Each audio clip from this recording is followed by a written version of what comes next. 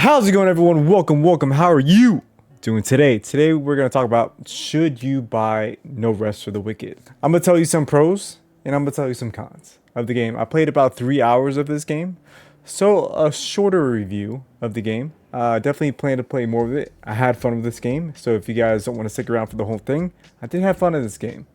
Should you pick it up? Yes. Should you maybe wait for early access to be more developed? Maybe. All right, so let's go over the pros with you all.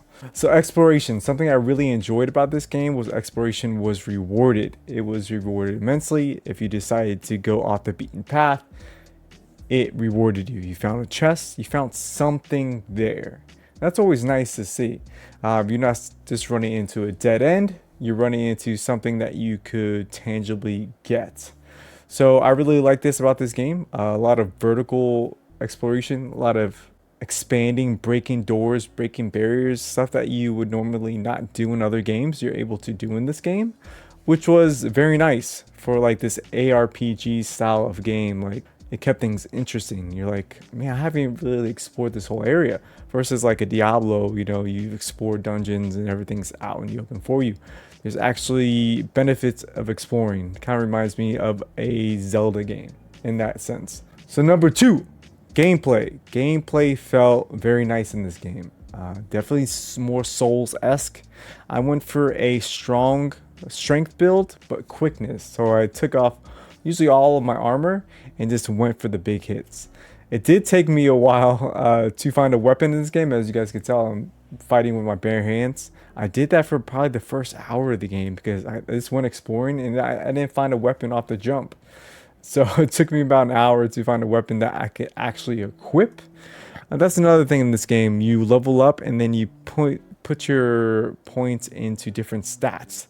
And those stats tell you what weapons you could wield, just like a Dark Souls game and something like that. But it's definitely more, I want to say, crucial or brutal in the sense that if you're not spec'd in that certain way or have those +1 or +2 in those stats, you won't have a weapon early in the game.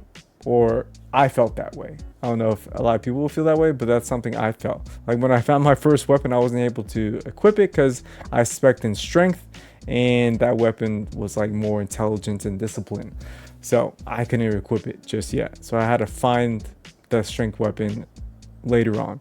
So if I were you, I would wait until you find your first weapon and then upgrade your stats accordingly to that weapon or a weapon that you can see yourself using, or style weapon you can see yourself using in the future. That's just my 2 cents. So tagging along, weapons did feel unique in this game.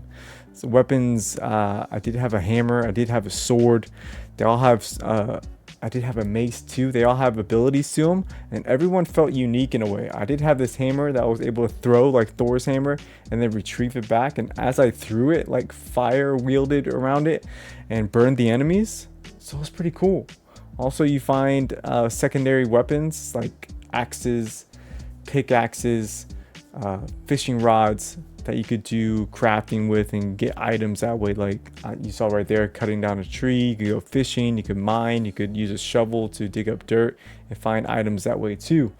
So on top of weapons, there are other weapons in the game that you could use for certain things like mining and just getting items. So next off, story. Story felt pretty fun and intriguing and interesting. I want to lean more towards interesting because it definitely felt like this world has been lived in and things are happening, things are rolling, and you are there, dead center of all, to witness it.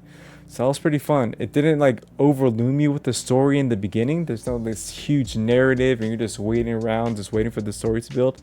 You kind of just jumped into it and playing right off the jump, which I really liked, and then incorporated the story very well, I believe. So far I am enjoying the story, and let me know what you guys think. If you guys have played this game, what you guys think of the story. Definitely medieval, cursed, new ruler vibes are going on in this game.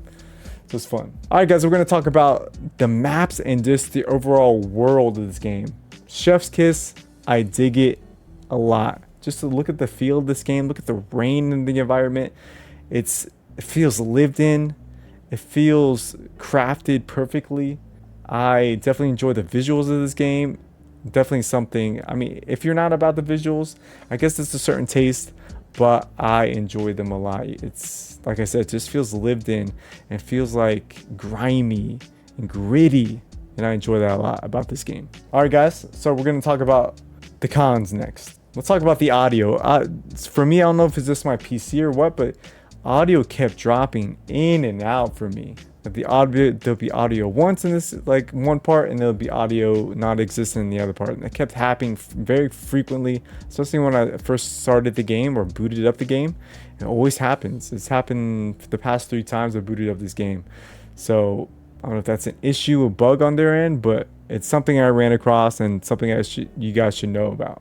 At least for my gameplay and for I don't know, maybe it's my PC setup, but something I ran across. Also, loading screens. Loading screens are freaking could be very good and very bad in this game. I don't know, when I first launched this game, first downloaded and launched it, that loading screen took forever just to pop up with the game. Once again, this game is in early access, but I don't know, should that be a big issue? They definitely should look into that. And when I reboot up the game, sometimes loading is super quick, and then sometimes it takes a few minutes. So I don't know, they definitely have to tweak that. Last one is drop of frame rates. I've had some issues, especially tied into audio, where the frame rates would definitely drop down every now and then. When I'm fighting someone, fighting a big boss, fighting a regular enemy, just exploring, frame rates would drop for me. Definitely didn't feel smooth, buttery smooth all the way through. I had some hiccups, and something that you should know about for me. All right, guys, so those are my pros and cons of No Rest for the Wicked. Overall, I had a blast with this game. I had fun. I can't really complain. And like, just seeing that animation right there, unique. You freaking did a suplex on that fool. I had a blast with this game despite the early hiccups, and I am super excited because this game is going to be multiplayer, and that's what I'm really excited for this game. Just exploring this world with friends. So that's why I've always had an eye out for this game. Single player has been fun so far. Exploration has been fun. The few hiccups I think and could be ironed out pretty quickly. I don't know, check this game out if you guys like to. Should you buy it? Yes. Can you wait a month or two? Yes. There's no rush to buy this game. I'm not telling you to buy this game right now, but if you have some like 35 bucks, 36 bucks, and you want to try something new, pick up this game. If you don't mind early access, pick it up. That's what I have to say. All right, guys, I love you. Savers and Say Rise. Until next time, I'll definitely be streaming this game more this weekend. So if you guys want to stop by and say hi, I'll be streaming this game.